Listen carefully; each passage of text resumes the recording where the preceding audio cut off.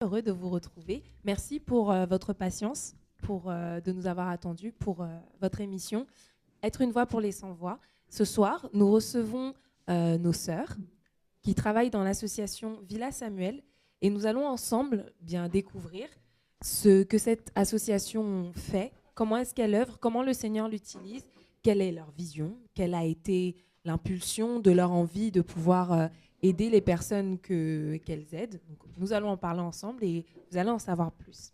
Bonsoir. Bonsoir. Est-ce que tu peux... Bonsoir. Comment ça va? Ça va par la grâce de Dieu. Est-ce que tu peux te présenter pour nos auditeurs et auditrices? Je suis la sœur Marie-Thérèse. D'accord. Oui. Très bien. Et tu vis en Île-de-France? Si. De temps en temps, je me déplace pour faire l'œuvre au Congo, en Afrique, là où le Seigneur nous a donné la première terre pour œuvrer. D'accord. Très bien. D'accord. Et est-ce que tu peux te présenter? Bonsoir, moi c'est Nadia. Oui. Donc, je fais partie de l'association Villa Samuel depuis pas très longtemps. D'accord. Et je vis en Île-de-France. Et pour l'instant, je ne suis pas encore allée au Congo, mais on œuvre ici tant bien que mal. Amen. Bonsoir, moi c'est la sœur Jessica. Donc moi aussi je fais partie de l'association Villa Samuel depuis peu de temps. J'habite en Île-de-France aussi et je ne suis pas allée encore au Congo, je vais un peu reprendre ce qu'a dit Nadia. Mais c'est un projet, donc en tout cas on œuvre pour l'instant ici en Île-de-France. D'accord. Et vous allez de toute façon comprendre assez rapidement qu'il y a en fait dans cette association une équipe sur place, donc au Congo-Kinshasa, et une équipe ici, en France. Donc combien est-ce que vous êtes en tout à travailler dans cette association? Ici, nous sommes 7. D'accord. Et puis là-bas, ils sont 5.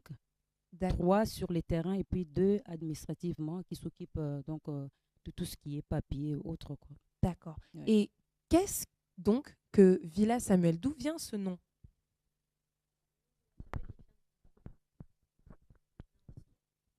En fait que la sœur Marie-Thérèse a eu et le nom Samuel en fait reprend un peu le vœu que Anne avait fait dans le livre de 1 Samuel, ce vœu qu'elle avait fait.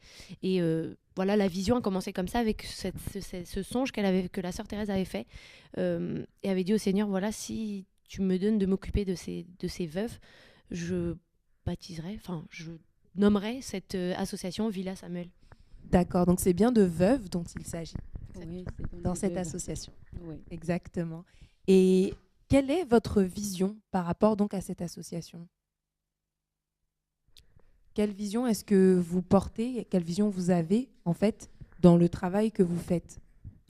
Donc, notre première vision, c'est d'amener ces veuves-là vers le Seigneur. D'accord. De le faire connaître le Seigneur Jésus, c'est lui qui est le Sauveur. Et puis par la suite, nous avançons vers elle pour amener à comprendre que elles peuvent pas s'isoler. Donc nous, le Seigneur nous a donné cette possibilité de pouvoir de les sortir de leur isolement et de leur amener vers le Seigneur et de mettre leur espoir qu'au Seigneur. Et justement en leur enseignant la parole du Seigneur qui aide, qui sauve, qui ouvre les yeux, qui fait tomber les écailles et autres. Et d'où vient cet isolement? Parce que a priori, ces femmes que vous les rencontrez dans des situations, quand vous les trouvez, elles sont dans des situations plutôt difficiles, du moins certaines d'entre elles. Oui. Est-ce que vous pouvez nous parler de la situation dans laquelle vous trouvez en fait ces femmes? Premièrement, ce sont déjà des femmes des veuves. D'accord. C'est des femmes qui ont perdu leur mari. C'est des femmes qui se sont retrouvées seules. C'est des femmes rejetées, au fait. Donc, ces femmes-là, quand on était parti avancer vers elles, donc par l'évangélisation, on a su comprendre comment elles vivaient. Elles étaient des femmes enfermées d'elles-mêmes parce qu'elles vivaient des situations précaires, mais à une autre dimension, quoi. C'était dur. Et avec la parole de Dieu, ça les a aidées. Et nous aussi, comme vous savez, la recommandation que le Seigneur nous donne, j'ai un verset biblique que je vais vous parler rapidement, qu'on est, en tant que chrétien, de mettre en pratique. La Bible nous dit dans le livre des Deutéronome 15, je vous invite, s'il vous plaît, à prendre cela. Deutéronome 15 et le verset 11. J'ai lu au nom de Jésus. Il y aura toujours des indigents dans les pays. C'est pourquoi je te donne ce commandement. Tu ouvriras ta main à ton frère, aux pauvres et à l'indigent dans ton pays.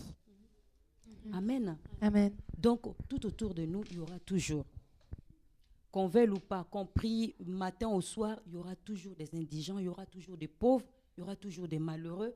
Donc, le Seigneur nous demande, nous recommande, nous donne cette recommandation de pouvoir ouvrir notre main.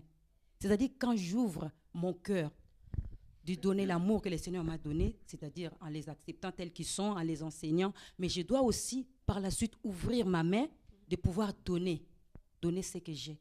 C'est-à-dire, si j'ai un morceau de pain, j'aurai le plaisir de le donner, de le partager. Parce que c'est le Seigneur qui me recommande et le Seigneur me demande cela.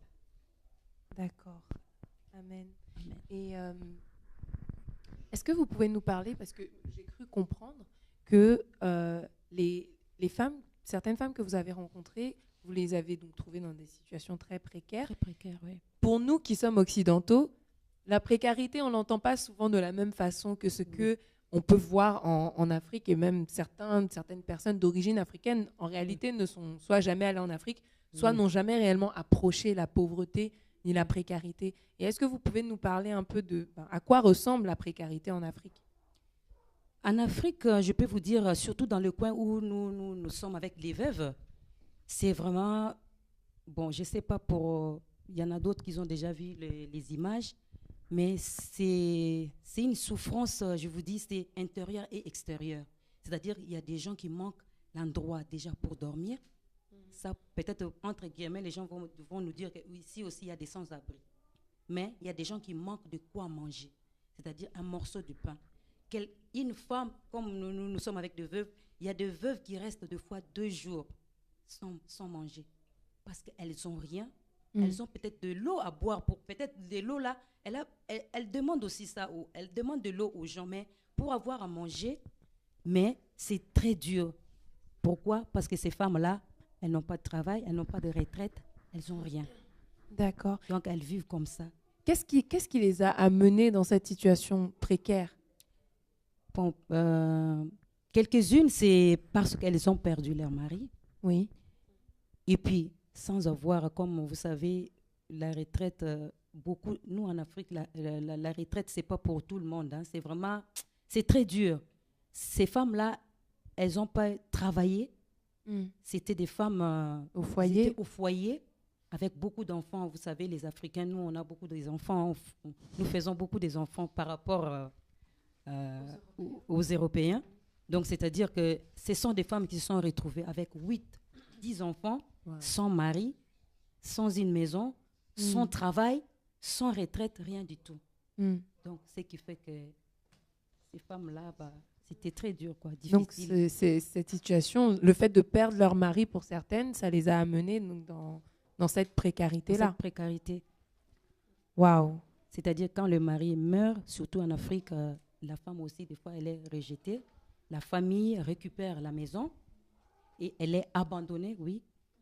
La famille récupère la maison. La famille récupère la maison, récupère les biens. Et puis la femme se retrouve dehors. Et personne ne prend soin d'elle. Personne ne prend soin d'elle. Si elle a peut-être sa famille, peut-être, mais sinon, la femme, elle est perdue. Donc, il n'y a que Dieu qui peut faire la suite. Donc, on voit par ces choses, en fait, l'injustice qu'il peut y avoir vis-à-vis de ces femmes. Ça, comme tu dis là, c'est vraiment l'injustice. Raison pour laquelle, je pense, le Seigneur permet que vous ait appelé, je veux dire, dans le sens où le Seigneur aime à pouvoir, en fait, nous attendre là où vraiment il n'y a plus de recours, dans le sens où les personnes qui vivent les situations qu'elles traversent, comme on peut en énoncer ici, qui sont extrêmement difficiles, d'une extrême pauvreté, elles vivent une injustice où elles n'ont nulle part où aller, elles n'ont plus personne vers qui se tourner non plus, puisque leur propre famille, ou du moins la famille de leur mari qui est décédé, eh bien, les rejette et les abandonne totalement. Et heureusement que le Seigneur est là pour pouvoir venir en aide, je dirais, à ces personnes-là. Mais le Seigneur le fait au travers de nous. C'est effectivement ce qu'il faut comprendre. C'est pour ça, d'après le passage que tu as pris tout à l'heure dans Deutéronome, on comprend qu'en tant qu'enfant de Dieu, le Seigneur nous appelle à avoir la main en fait toujours ouverte pour pouvoir soutenir ceux qui sont dans le besoin et surtout se rendre compte en fait qu'il y a des personnes qui ne seront aidées que par nous. Parce que nous aurons compris le message du Seigneur et que nous aurons compris que à part nous, le Seigneur n'a pas prévu forcément d'autres personnes pour leur venir en aide parce qu'elles sont totalement, je dirais, abandonnées. Et que c'est par nous que le Seigneur va passer. Vraiment que... Waouh, c'est impressionnant. Ces femmes qui sont dans la rue, elles ont des enfants, pour certaines? Alors certaines, oui. Des enfants capables, je veux dire, de pouvoir les soutenir peut-être? Alors certaines, oui, ont des enfants, enfin vivent encore avec leurs enfants. Certaines, non, parce qu'elles ont été rejetées, comme on l'a dit tout à l'heure, par leurs propres enfants. Des enfants qui ont fait leurs études en Europe ou qui les ont abandonnés, en fait. Donc il y en a qui ont des contacts encore avec leurs enfants. Et il y a aussi, après on expliquera par la suite, que grâce au Seigneur, il y a aussi des enfants qui sont revenus auprès de leurs parents, de leur maman, par la grâce de Dieu, en fait, vraiment par rapport à l'œuvre.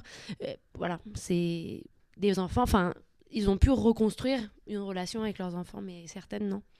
Est-ce que certaines d'entre elles connaissaient le Seigneur avant que vous veniez leur parler? Je dirais, je ne sais pas le mot, bon, je vais employer, ça c'est moi, religieusement. D'accord. Donc c'était des femmes qui connaissaient le Seigneur, connaissaient Dieu comme ça, mais rentrer dans la profondeur, comprendre la parole de Dieu, connaître le Seigneur, avoir vraiment une bonne relation avec le Seigneur, elles n'en avaient pas ça. Elles n'avaient pas cet enseignement? Non, non, non. D'accord. Pas ça, beaucoup. D'accord. Beaucoup. Elles étaient vraiment dans les systèmes, quoi. Système, c'est-à-dire qu'il y a un Dieu, on danse pour le Seigneur, on chante pour le Seigneur et ça s'arrête là. Mais on ne comprend pas en fait sa parole pour pouvoir mettre en application notre foi dans cette parole-là. On ne sait pas. D'accord. Ok. Et comment est-ce que vous gérez les choses sur place? Comment s'organise en fait le travail sur place? L'organisation, donc, étant donné que là maintenant, on n'a qu'un centre d'accueil. Oui. On n'a pas encore les centres d'hébergement, c'est-à-dire qu'on est avec les veuves un samedi sur deux. D'accord. Oui, qu'on est ensemble, on passe des moments dans la parole, on passe des moments de partage. Et puis, quand les Seigneurs nous aident, c'est-à-dire, comme on a dit tout à l'heure, les Seigneurs passent surtout par des hommes pour pouvoir donner des moyens. Quand on a des moyens, des soutiens, des aides qui viennent de gauche à droite, on fait des actions. Comme là, il n'y a pas longtemps, j'étais ici, mais l'équipe de Kinshasa, ils ont fait l'action de distribuer un peu des sachets du riz, des lots et tout ça. Donc moi, au mois de décembre, ils avaient fait aussi une petite action comme ça, quand on a des moyens. Mais comme c'est dur en ce moment, c'est pas facile. Donc on est là, on passe des moments dans le partage, à adorer Dieu et puis dans les enseignements. Donc là, on les enseigne à fond pour qu'ils puissent vraiment mettre leur espoir au Seigneur. Parce que beaucoup mettaient l'espoir aux hommes, aux femmes comme nous, comme moi. Comme ils me voyaient, elle vient de l'Europe, elle doit avoir, elle en a et tout. Mais bon, le Seigneur nous a aidés de les ramener vers la parole du Seigneur pour comprendre, pour mettre que leur espoir au Seigneur. Donc là, pour l'instant, ça va quand même. Hein. On essaye avec les moyens que Dieu nous a donnés. En fait, ça a commencé, Villa Samuel, par une évangélisation dans les rues, en fait, à Kinshasa. Donc c'est pour ça, en fait, qu'elles ont commencé à entendre la parole d'une autre manière qu'elles la concevaient, en fait. Et c'est par la suite de ça, en fait, en entendant la parole, en entendant prêcher un petit peu, enfin, évangéliser, que de bouche à oreille, elles se sont un peu toutes réunies. Et c'est comme ça, en fait, qu'elles ont été amenées dans le centre d'accueil, en fait, à se réunir comme ça, autour de la parole. Donc, en fait, elles n'ont pas été impressionnées quant à la parole, puisqu'en fait, c'est comme ça qu'elles sont venues au Seigneur, en fait. C'est comme ça qu'elles ont entendu une évangélisation dans les rues. Amen. Donc, c'est comme la parole le dit, c'est en entendant la parole de Dieu que la foi naît dans le cœur et se crée. Et ça les a attirées pour qu'elles puissent être aidées. Dieu fait une très belle œuvre. Je m'en rends compte en vous entendant parler. C'est beau. C'est vraiment beau. Et quels sont les projets que vous avez actuellement? Les projets qu'on a actuellement, donc, Oui. alors, on a des projets aussi bien en France qu'à Kinshasa, sachant qu'en France, les portes ont été ouvertes aussi pour une maison de retraite. Bon, ça, on reviendra dessus par la suite, je pense. À Kinshasa, en fait, le premier projet, c'est vraiment là d'ouvrir un centre d'hébergement. Parce qu'en fait, là où elles se recueillent, elles se réunissent actuellement, c'est un centre d'accueil. Elles sont là week-end sur 2. Là, en fait, ce qu'on recherche vraiment, c'est que ça soit un centre d'hébergement pour certaines qui vivent encore pas dehors, mais dans des entrepôts, avec les sacs de charbon. Donc, il y en a encore qui ont des situations un peu compliquées. Et en fait, ce qu'on recherche, c'est vraiment que les plus vieilles, comme la parole le dit dans un passage de Timothée, que les vraies veuves puissent être regroupées, mais là, pour dormir sur place, avoir un corps médical. Donc, en fait, notre premier projet, là, c'est vraiment de trouver sur place un centre d'hébergement, en fait. D'accord. C'est vraiment le premier projet à court terme. Et vous avez donc sûrement des besoins par rapport à ça? Oui, bien sûr. Des besoins financiers, des besoins des ouvriers, de mains, pour trouver même déjà sur place, sachant que là, sur place, il y a déjà une équipe qui fait vraiment des recherches, mais un besoin financier, forcément, parce que c'est un coût. C'est le nerf de la guerre. Voilà, c'est ça.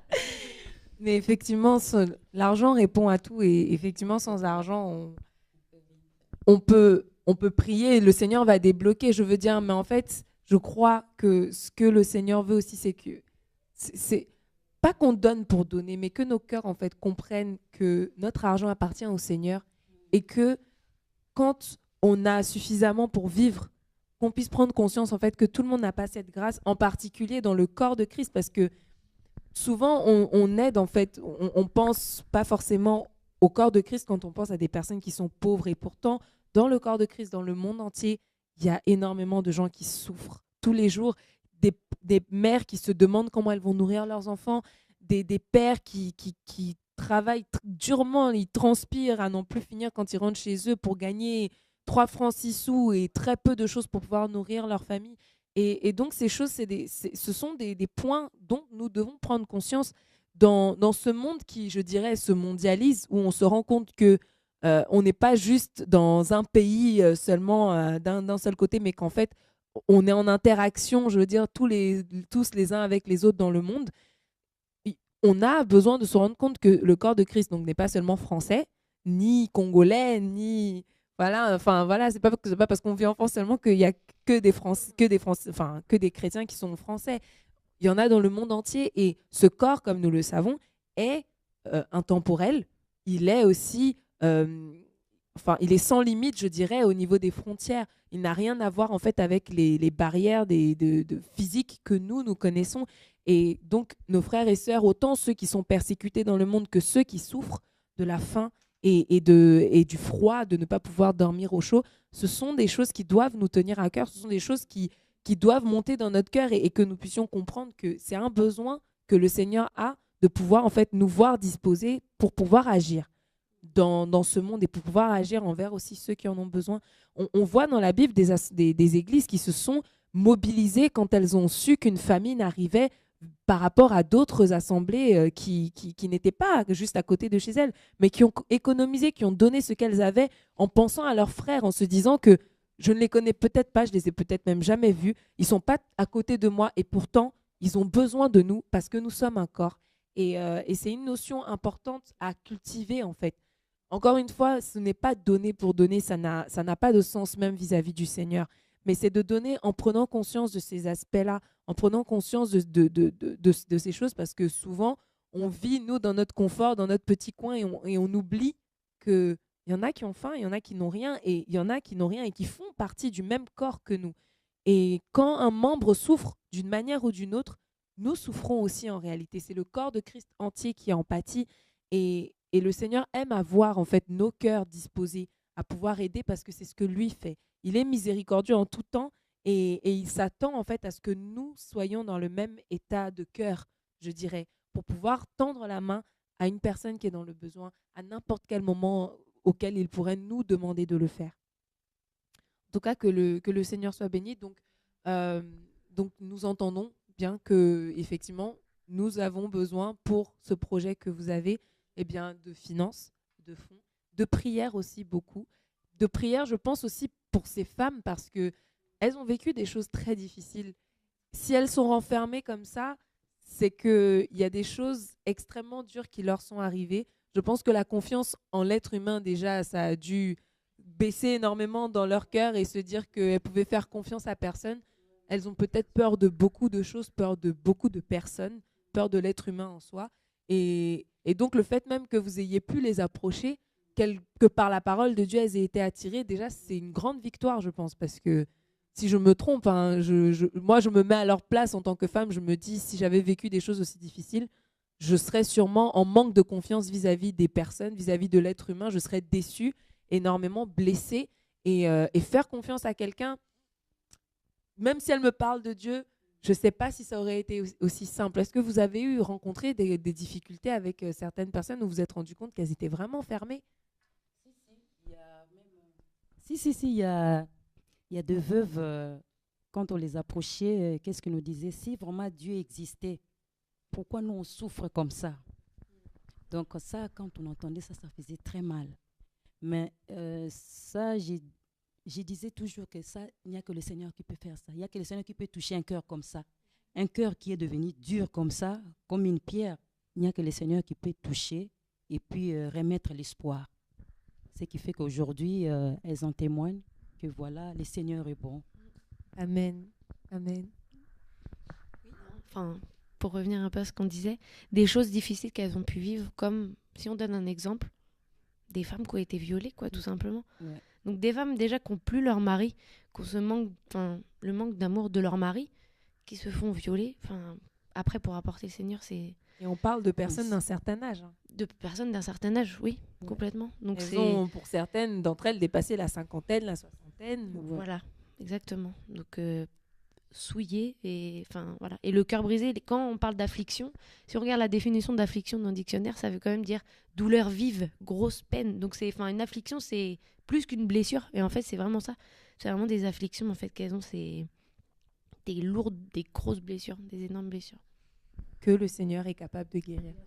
Amen. Il faut une dose de foi pour soutenir ces personnes et pour croire que Dieu est capable de faire et pour les amener, elles, à cette foi-là aussi que l'on cherche à communiquer. Moi, la question que je me pose, peut-être que nos auditeurs et téléspectateurs aussi se la posent, c'est quel est votre but pour chacune d'entre elles?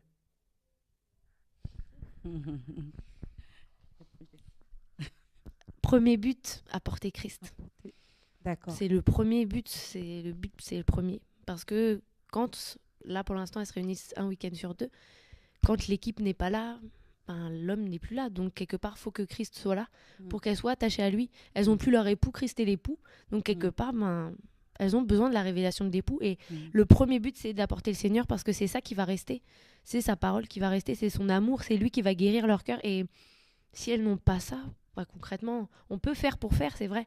Mais le premier but, c'est Christ. En premier, c'est ça. Après, bien sûr, il y a d'autres choses qui suivent par la suite, mais le premier, c'est Christ. En premier, les amener sur la voie du Seigneur, en tout cas. Amen.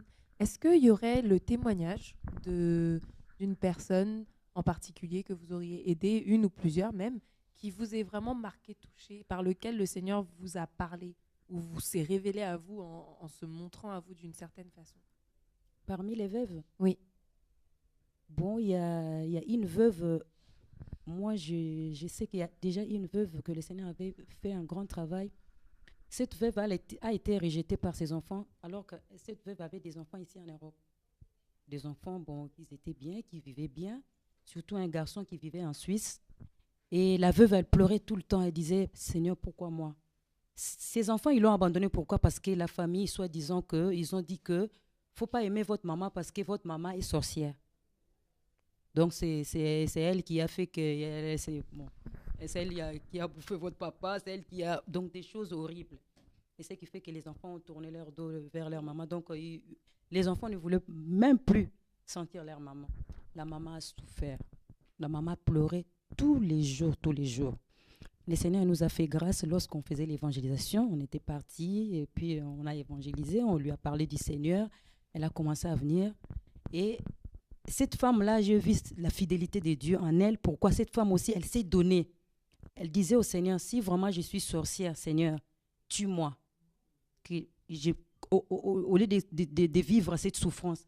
Mais si je ne suis pas sorcière et ils m'ont collé cette étiquette, Seigneur, fais quelque chose, que mes enfants reviennent vers moi.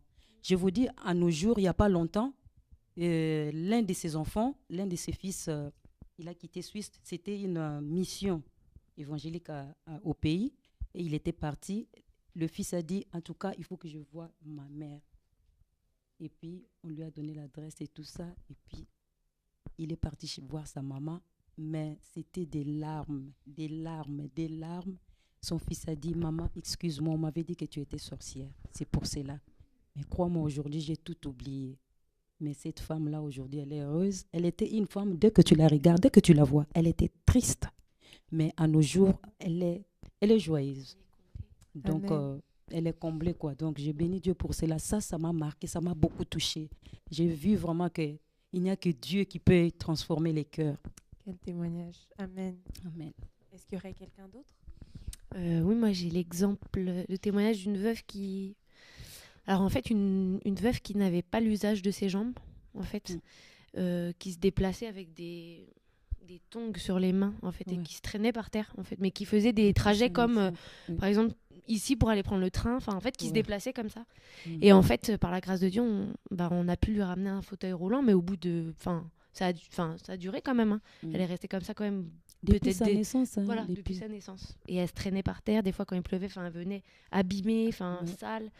Et en fait, on a des photos, même sur le site après, si les auditeurs après veulent voir, et on a des vidéos où en fait, on a filmé en fait, ce moment où elle reçoit la chaise, le fauteuil roulant, et c'est magnifique en fait, parce qu'elle a le sourire jusqu'ici, et maintenant, ça y est, elle gambade partout, voilà, elle est libre, quoi. Elle est encore plus libre. Ça, c'est un beau témoignage. Ça nous a vraiment touchés, parce que on a vu juste le sourire, on ne l'a pas vu physiquement, mais on a dit non, Seigneur est bon.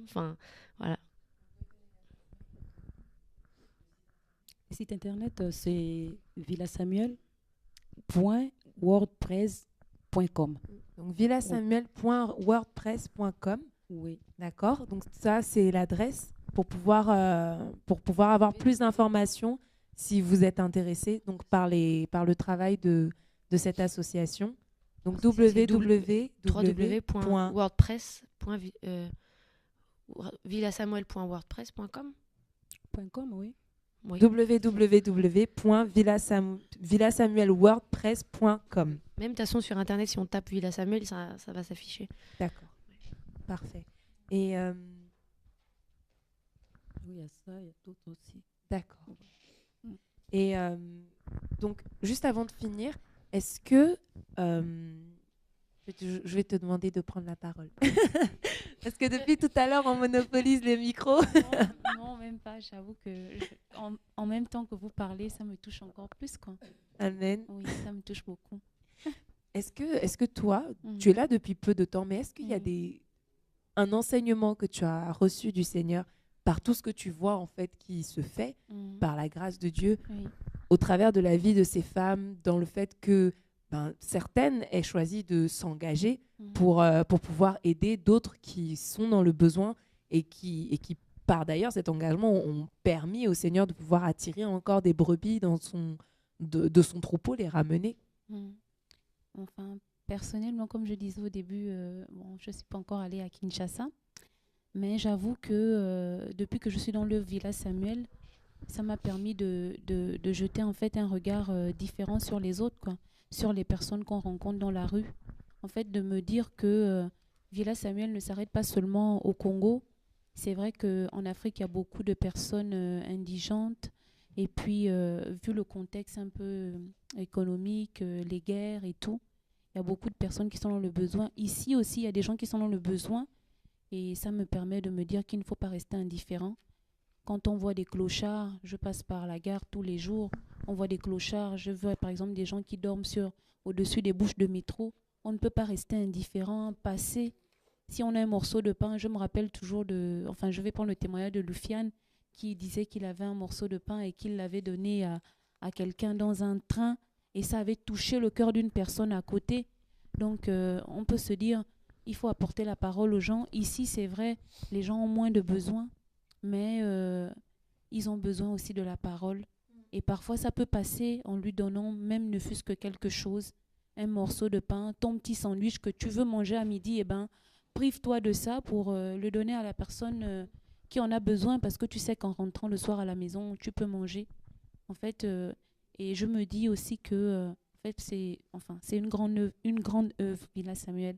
Le Seigneur veut l'étendre ailleurs et vraiment nous prions pour que les personnes qui sont touchées ce soir, qu'elles viennent. Nous avons besoin de personnes, nous avons besoin d'idées, nous avons besoin d'innovation, de personnes qui sont touchées par la misère des autres. Parce que c'est vrai que le Seigneur nous a sortis de choses difficiles parfois, mais nous ne sommes pas dans la misère. Donc nous demandons à toutes les personnes qui ont écouté le message de venir et puis travaillons ensemble pour que l'œuvre du Seigneur se fasse. Donc, c'est ça. Amen. Et j'ai cru entendre qu'une extension de l'œuvre se ferait ici. Quelle porte le Seigneur a permis d'ouvrir? Alors là, au mois de décembre, le Seigneur nous a permis... Il y a une porte qui s'est ouverte au niveau d'une maison de retraite, donc dans les Yvelines. En fait, on a tout simplement été se présenter et on voit que la main de Dieu est là parce qu'on a été reçus, mais tellement bien reçus. C'était... il y a même des gens qui nous ont dit oh la vie est belle, des choses, c'est comme si en fait le Seigneur nous a, c'est pas comme si, c'est le Seigneur nous a accompagnés cette journée-là. En fait ils nous ont invités à partager un moment avec eux de la galette des rois dans cette maison de retraite pour faire un peu connaissance des veuves, des personnes de cette maison de retraite et par la suite on n'a pas encore passé de journée là-bas. Ça arrive, mais en tout cas voilà la porte est ouverte et c'est un moyen de venir apporter la parole. C'est ouvert à tout niveau quoi. Donc, bénis Dieu pour ça. Amen. Je vais juste reprendre, pour être sûr, pour l'adresse, pour le site internet. Vous donnez donc l'adresse, c'est http://villasamuel.wordpress.com. Et donc, ça va normalement passer en boucle sur l'écran. Pardon, pour vous permettre donc d'avoir les informations nécessaires pour pouvoir aller vous informer de plus près sur ce que cette association fait. En tout cas, je suis bénie de ce moment, de voir en fait à quel point le Seigneur travaille et souvent nous, enfants de Dieu, on s'attend à ce que le Seigneur fasse de grandes choses, qu'il fasse trembler les montagnes ou manifeste sa puissance de cette façon-là, mais on ne se rend pas compte en fait à quel point il est difficile pour un cœur de se donner à Dieu, pour le cœur d'une personne de se donner à Dieu, surtout quand elle a été blessée, brisée, quand elle a fait confiance et qu'on l'a déçue. Et énormément de gens qui sont dans une situation précaire, autant ces veuves au Congo que d'autres personnes, même ici en France, c'est le cas. Et que des cœurs se tournent vers Dieu comme ça, mettent leur foi et leur espérance dans le Seigneur et puissent le voir se manifester de cette façon, c'est une grande victoire. C'est juste magnifique. Franchement, parce que c'est ça l'œuvre de Dieu. L'œuvre de Dieu, c'est que nous croyons en celui qui a été envoyé par Dieu, c'est-à-dire Jésus. Et c'est ce qui se fait au travers du travail de Villa Samuel. Donc, c'est vraiment beau. Il faut vraiment bénir le Seigneur. En tout cas, je suis encouragée, moi. Et je pense, comme d'autres, qu'on a envie de vous encourager aussi dans l'œuvre que vous faites. Vraiment que le Seigneur vous accompagne encore, que le Seigneur vous fortifie, que le Seigneur vous donne d'être encouragé, vous-même enseigner encore, vous-même, je veux dire, vous-même encore d'en sortir grandi avec votre relation avec le Seigneur par rapport à ce que vous pouvez vivre ou ce qu'il peut vous pousser à faire au travers de ce travail-là. Et vraiment que le Seigneur soit béni. Personnellement, j'ai une pensée aussi pour toutes ces veuves qui sont au Congo. Si pour certaines d'entre elles, elles verront cette vidéo un jour ou qu'elles la voient en ce moment, vraiment soyez bénis et encouragés. Vraiment que le Seigneur vous soutienne encore et que vous puissiez trouver en lui tout ce dont vous avez besoin parce qu'il est tout. Il est tout pour nous, il est tout ce dont nous avons besoin et en lui, nous pouvons trouver absolument tout. L'amour, la joie, la paix, le réconfort, l'assurance, l'espérance, le pardon. Tout ce dont nous avons besoin, c'est en lui. Vraiment que le Seigneur soit béni. Est-ce que tu voulais rajouter quelque chose? Moi, je remercie vraiment le Seigneur et puis toutes les personnes qui nous regardent. En tout cas, je vous remercie beaucoup pour votre temps. Et s'il y a des personnes qui seront touchées, bah, s'ils peuvent appeler ou nous contacter, c'est une bonne chose, quoi. Donc, nous avons besoin de mains pour travailler ensemble parce que l'œuvre est en train de s'agrandir. On a besoin, comme la Bible nous dit, la moisson est grande, mais il y a peu d'ouvriers. Donc là, maintenant, on veut vraiment s'étaler ici aussi en France pour aller dans les maisons de retraite. Donc, on a besoin des bénévoles. C'est l'œuvre du Seigneur, c'est l'œuvre de notre Père, c'est pour nous tous. Parce qu'avant, les gens disaient, ah, c'est elle. Non, non, non. Moi, vraiment, aujourd'hui, c'est le cri de mon cœur. Je vous demande en tout cas, s'il vous plaît, si vous vous sentez prêt ou prête, venez, nous allons travailler ensemble. Car le Seigneur attend de nous quelque chose pour ces âmes-là. Que Dieu vous bénisse. Merci beaucoup. Le numéro de téléphone, oui. Oui, je peux passer les numéros de téléphone pour nous contacter au 01 39 15 15 59 ou au 06 27 ou au 06 61 19 28 61. Merci beaucoup. Vraiment que Dieu vous bénisse. Amen. Merci. Je vais reprendre le numéro pour être sûr qu'on l'a donné. Les deux derniers? Les deux premiers. Donc, les numéros de téléphone auxquels peut être joint l'association, c'est le 01 39 15 15 59, 01 39 15 15 59, ou le 06 58 97 17 09. 06 58 97 17 09. Donc voilà. Merci beaucoup pour votre présence sur le plateau de TV et Radio de Vie. Vraiment que Dieu vous bénisse et vous accompagne encore. Merci Seigneur pour l'œuvre que tu fais dans cette association au travers de tes enfants. Que ton nom soit glorifié. Amen. Merci à tous de nous avoir suivis. Nous vous souhaitons une très bonne soirée et vous souhaitons de pouvoir encore profiter des ondes de TV et Radio de Vie. Au revoir.